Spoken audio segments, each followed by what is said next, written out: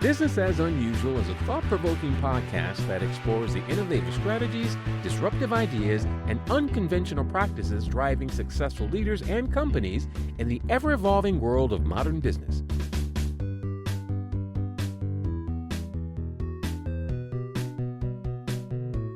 Subscribe, comment, and share for weekly inspiration with our host, Aisala. Hi, welcome to Business as Unusual. I'm here today with Vanessa Blacknall-Jamison, and we're going to talk about the importance of mentoring and coaching future leaders. Welcome to the show, Vanessa. Thank you, Ace. I'm so happy to be here. Thank you so I'm much. so happy to have you here. I have been wanting to talk to Vanessa because honestly, I don't even know how we'll just do one show. She has such a rich history of this work and really showing up for people who are in right now the industry that she's in, but I think in a general sense, and fostering that possibility for folks. I know this because when I was helping her with her website a while back, we said, hey, does anyone want to talk about what their experience is with Vanessa? And all we got with this outpouring of accolades. Thank you. Do you want to talk a little bit about your goal? I know you've started to conceive of and open this concept of VBJ solutions to formalize some of these learnings that you have and have practiced in these different roles. Is that something you could share with our listeners? Absolutely. My role as a coach, a leadership coach, an executive coach, stem from a curiosity of helping others. The bottom line is Vanessa loves to help others. I've done recruitment all of my life. I've been involved with helping people to move to the next level or helping them to figure out their way of what they wanted to do in their career. And I think it also stems from no one was there to help me. I didn't have someone that I could talk to, but only my mom. And my mom knew everything. I felt she knew everything. But everybody would tell you that she did know everything. But she was my source. But she wasn't in corporate America when I was in corporate America. And the importance of mentoring and coaching just allows individuals to first see who they are, understand who they are, and what value they bring to the world, to their universe, or whatever it is that they're seeking. And being able to just move in that space without hesitation. That's what it really means, and bringing it full circle for mentoring and coaching. Thank you for saying that. It's interesting because I feel like even the most sort of self-affirmed human needs that experience of someone seeing their value or what they have to offer and acknowledging it. There's something in that exchange or experience that helps to confirm something or open something up. And so it's such an important thing to remember that we can have influence, and that influence can be positive and help people to really blossom into something they might not even be able to imagine. Exactly. And it's always good to understand that we have the answers inside. It's just having someone, and we use that word, bringing it out or validating. And you don't need anyone to really validate, but it's just an affirmation in saying, yes, I'm on the right path, or maybe I need to think about something different. And it's okay to have those thoughts. That's that whole brain exercise that I just love immensely, because I've always said we have a choice. We have a choice in the way that we acknowledge, receive, and if we don't understand where we are and what we're doing, then it's okay to reflect. It's okay, just as long as we don't stay in those states and that we allow us to move forward. It's just taking that step forward and making sure that we have someone there to say, okay, I took this step forward. Is this the right thing to do? And that's the mentoring aspect. Yeah, I think it's right. Or yes, this is what I did. But in coaching, it's totally different, because I'm not there to tell you what to do. I'm there to bring it out of you. and to ask you those questions to get you to think. And that's why I love both areas. What's a question you would ask as a coach with someone who was trying to seek their path to help them find their confidence or the direction? Great question. My question, and I'll use you. What is it that you want to do? That's one. What is your passion? People look at when you ask that question, what is your passion? It really is for you to turn inward to determine, do I really like this? Am I really happy in doing this? But then also another question is, what's important to you now? Because a lot of times we're so far ahead in our thinking that we're not present in this moment. And this moment is what's going to help you project yourself to that future. So it's just being in that space, knowing where you want to go, and then asking you the questions that's going to help you get there. And there's another piece to it, and that's the accountability portion.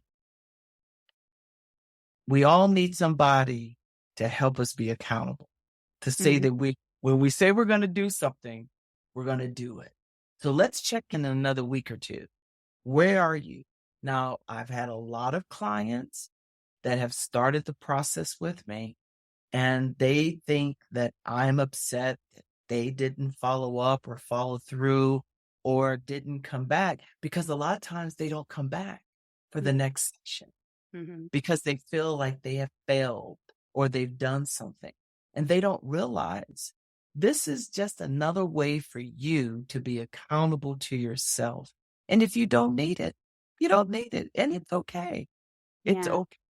But eventually feel good enough to take the risk, whatever that is, and move in that space and look for that guidance or support that you need at the time.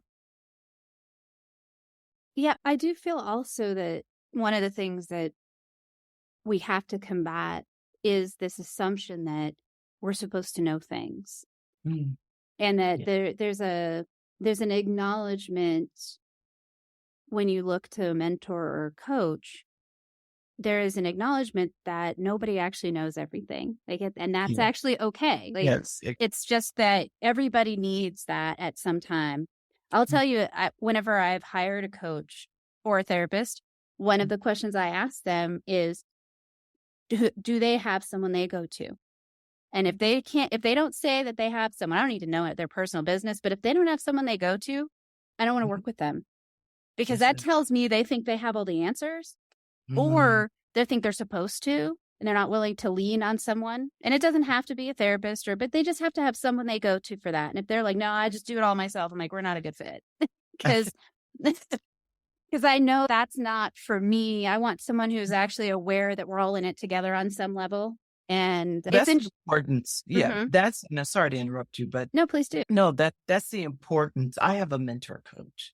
I attribute everything, every bit of success or anything that I've gone through the last 7 years to her, because she would ask me just simple questions.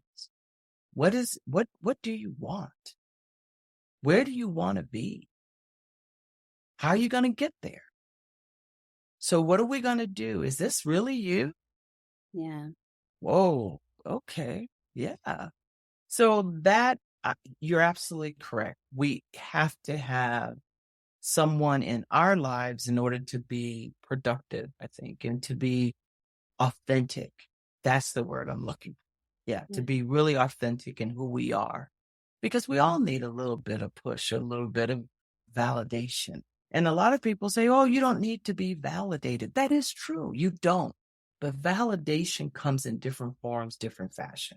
Yeah, exactly. And it's interesting, because whenever I've asked someone that I've yet to have someone say, oh yeah, people ask me about that all the time. Most people are like, no one's ever asked me that. That's interesting. For me, it's just about acknowledging that we all need to have a place that we can lean on, or our cup is just going to get empty.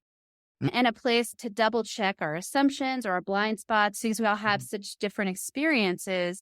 I might think I know, and then check in with someone about a situation and realize, oh, this whole other piece is not available to me for one reason or another. I should take a step back because then I can give my best support to the person that I'm working with. If I don't have a way to check myself, it's very likely that I'll miss something about what they are showing up and needing, or Mm. looking to be able to show up in a way that's genuinely supportive of their goals, as opposed to some idea I have about them or what they're supposed to achieve. And Those ideas, the ideas versus goals. Ideas is what creates your goals. Those ideas is what's going to make you move into the area that you want and be comfortable in that space. Now, once you know that, you can set those goals to accomplish whatever it is that you want. But those ideas is where we sometimes don't allow ourselves to really explore. That's not what we were told we should do, or that's not the right thing to do. That's not how you get there. Wait, one person's journey is not the same as someone else's. Mm. It Thank depends goodness. on, They yes, could we not go would through be some of this so stuff, people, bored. right? It would be so boring.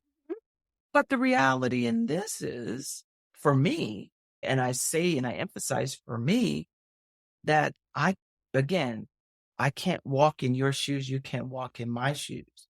However, if you understand just a little bit of what I've gone through, then better for you and better for me. But a lot of times we won't peel back ourselves and allow ourselves to dig deeper and to understand that we hold all these wonderful thoughts and ideas that make us who we are. But we have to be willing to hear the truth. We have to be willing to be accountable. We have to be willing to be vulnerable, Yeah. right? A lot of times we just don't do it. I love coaching. Mentoring and coaching, as I said, is two different, very different. But coaching, when I talk about the coaching aspect, I think about my clients. I think about my young clients, my 20, 30-year-old clients who have this idea of what life is supposed to be about and climbing that ladder and doing all these things. But there's one consistent area, whether you're 20 to 70, and that's stress. Mhm. You can't do things if you're under stress. If you don't know how to manage and steer away from that word work-life balance is what you bring to the table. Mhm. Work life, your work, and I separate the two. Your work is what you choose or where you are. The balance is how you choose to balance it. Mhm. And we sometimes are not going to be in balance, and that's okay, Mhm. as long as we recognize that we're not in balance. Mm. So then the question becomes, what are you going to do? How important is this to you? How urgent is it for you to get to this next step at the cost of your health? Right. And when you ask that question, a lot of people sit back and wait a minute. No, I know what I'm doing. Yeah. If you know it, then what are you doing about it? And committing to it. Yeah. That's why I love it. I love it. I know you And get me something excited. I've known about you, and I hear implied in what you're saying, is also a very deep willingness to be honest about what's happening, to not lie to yourself, first of all, about the cost of something, the level of commitment that you have to it, Mm. and how long you're willing to do whatever sacrifice it is to achieve that goal or dream. Without that willingness to be aware and deeply honest, Mhm. then it's harder, I think, to be clear on the rest of it. That's true. That's a very true statement, And then, because you have yeah. to do that first. Mhm. You have to understand, and you have to be, again, I use that word vulnerable. You Mhm. have to be willing to give of yourself and put yourself in a situation. what's the word? The little thing, you got to lean in, literally lean in. But you do.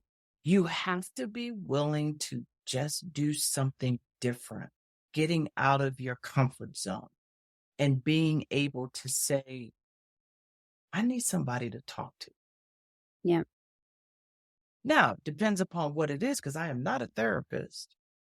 So if Right? That's a different thing. I am not licensed, and I would never claim to be, because as coaches, you have those, you're a consultant, you're a mentor, you're a coach, you're a therapist, where there's differences in each of those. But the important part of coaching and mentoring, it's all about getting you to where you want to be in your life.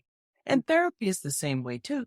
But therapy, you got some things that you're dealing with from a deep-rooted state or current state of some type of trauma or something that brought on that you might need to work through first. Because if you don't work through that, you may not even be able to be coached nor mentored. Yeah, that's really So true. there's room for everything. There's room for every type of person. This is business as unusual. And I have some ideas. How would you describe what you're doing, the unusual aspect of it?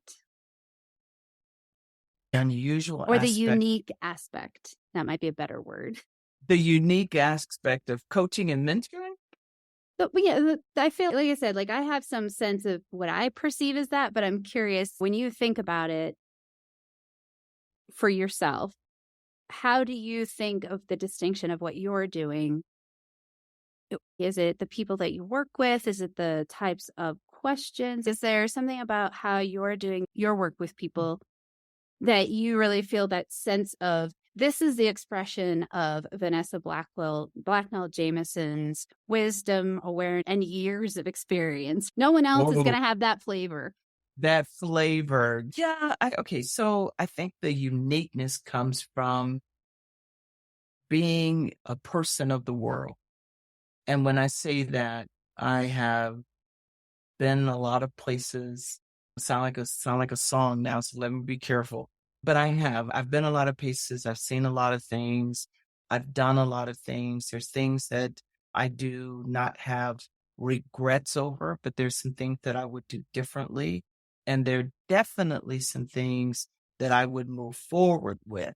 But I will tell you that the uniqueness that I bring is my realness, who I am, what my experiences are, how I can help others navigate, not necessarily make some of those same mistakes, help them. And I use that word landmines to get there, because sometimes you can avoid those things. But I think, as I said earlier, the uniqueness stems from my experiences or lack thereof in coming up in a corporate environment and wishing that I had someone that I could talk to, wishing that I had someone that could guide me what my next steps were, wishing that I had a champion.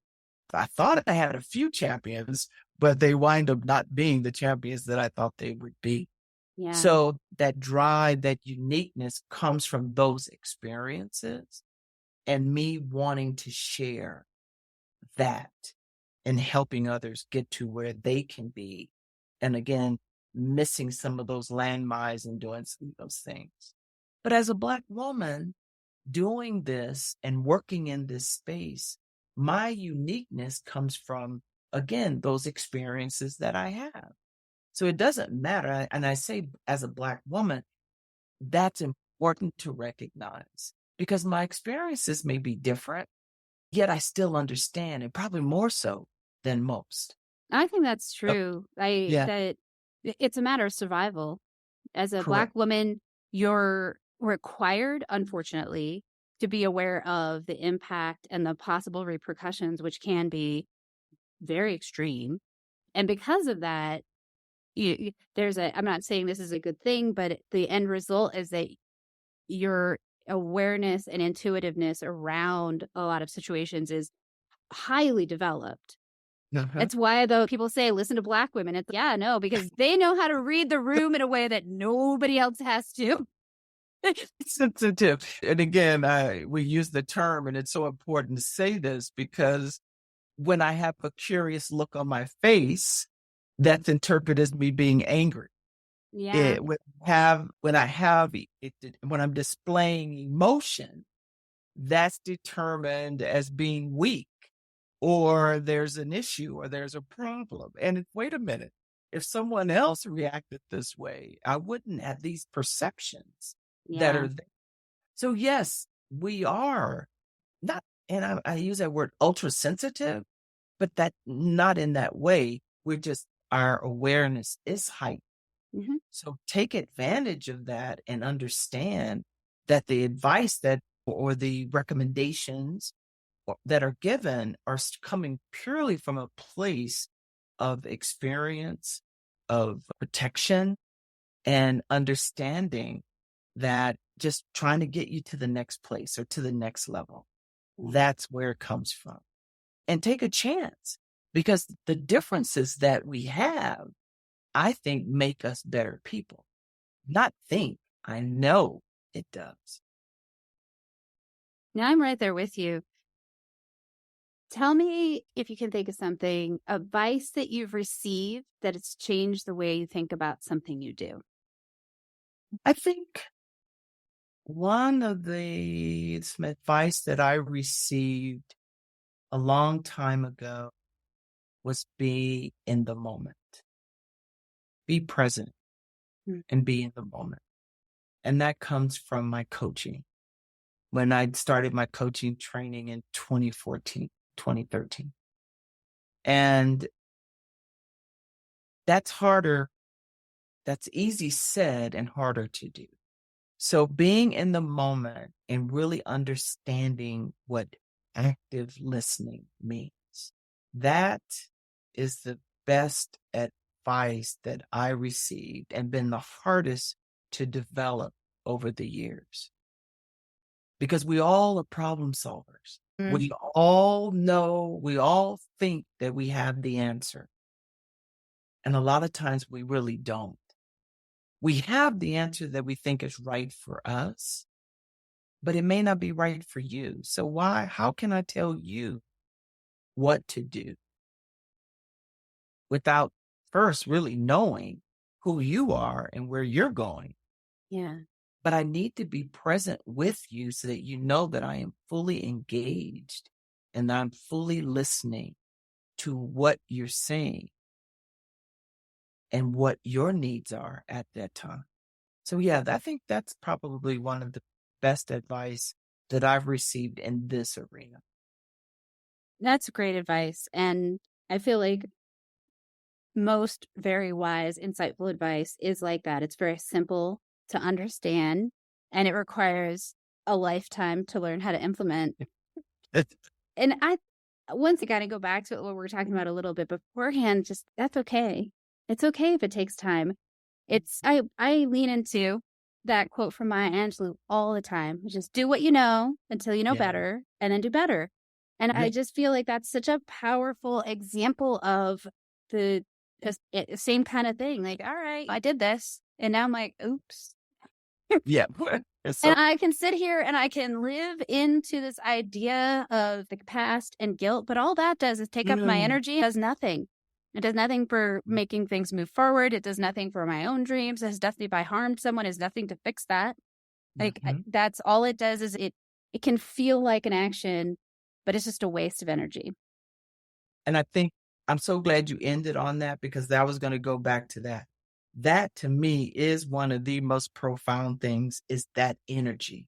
Yeah. Understanding that you're simply zapping all of your energy and all of these negativity, these negative thoughts, these things that take away from your positive self. It's amazing to me, because when you said energy, I was going to make a statement earlier and you brought it back. Your energy is your gauge.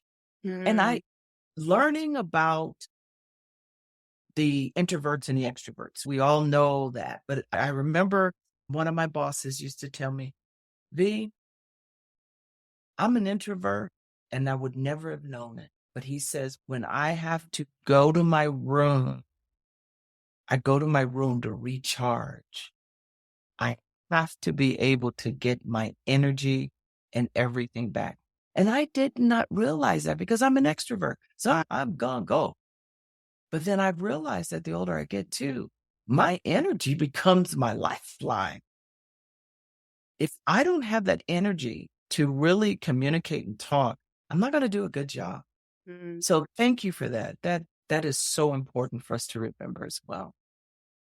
So how do you keep your energy up or get yourself recharged in this practice in life? Yeah, thank you. Number of ways. I'm still working on it too because I'm a giver and pushing back and it's saying no and being okay with saying no. I've taken on a couple of tasks recently that I should have said no to, but I didn't. But that's okay because I do see light at the end of the tunnel and I know that it's not infinite and that there is an end. So it's okay. But it is important for me to just shut down. And I say shut down, meaning not think about the things that we need to do or looking at my calendar. What I've done, and most importantly in my work, is when I'm off, I am off. I don't look at my calendar. I don't look at my phone, checking emails. I just don't do that because that I have to reserve that space for me. And that has become my priority besides my grandson. Yeah, that's Yeah. different. Yeah, no, that's a different. That's really smart. I feel like that's an important practice to be able to disconnect. And I feel like the more that I have learned how to set those appropriate boundaries, not only Yes. am I more recharged, when I come back to my work, I have more generative ideas. I have more ability to creatively problem solve. And it's so easy to it's like doom scrolling, just one more, but really being clear, like this is this is my boundary. It just Yeah. makes everything a little bit better, including Mhm. my own energy So, and everything. What does success look like to you? I love these questions. Success is all about how you help others to me. Hmm. It really is. When I see someone that has excelled at something, people that I'm mentoring right now, I see them excel and I know that's success. My own personal success, it really is involved with others. I know my worth. I know what I bring to the table. I know what I'm capable of doing, and I know that I'm capable of doing even more. Mm-hmm. Monetarily, sure, I want to be the place working and doing this for the rest of my days that I'm privileged to be here. Yeah. But from a spiritual side, my success is becoming closer to my maker and to understand that every day to be grateful for every single day that I wake up and Mm-hmm. understand that I am privileged to be here. Mm-hmm. So success, it varies in different areas, but I really believe that my success surrounds this field that I'm in of mentoring and coaching and helping those individuals get to the next place where they want to be, have teams that grow, develop in their workspace, and really helping others just have that aha moment. It's just that's success. I feel that. Yeah. So for folks that are listening and they want to know more, they want you to coach them, they want to learn how to connect with you, what's the best way for them to track you down? Right now, it's going to be through my email. So it's a VBJ, and I think you'll put it up later, but I it's will. VBJ1977 at Gmail. My website is coming. I've been slowly working on that. And that would probably be the easiest way, or even come through you and you know how to get a hold of me. So it's Absolutely. And if you don't remember this and you want to reach Vanessa, I know she can help you. So I'm sure of it. In fact, thank you so much for taking the time to talk to me about what you're up to and the work that you do. And I always love the chance to connect with you. It's great. I want to leave you, and you said my Angelou. So this is something that's important to me, and these are my last words, all right? And you know this one too. I've learned that people will forget what you said. People will forget what you did, but people will never forget how you made them feel. Thank you. Thank you. Appreciate it. All right.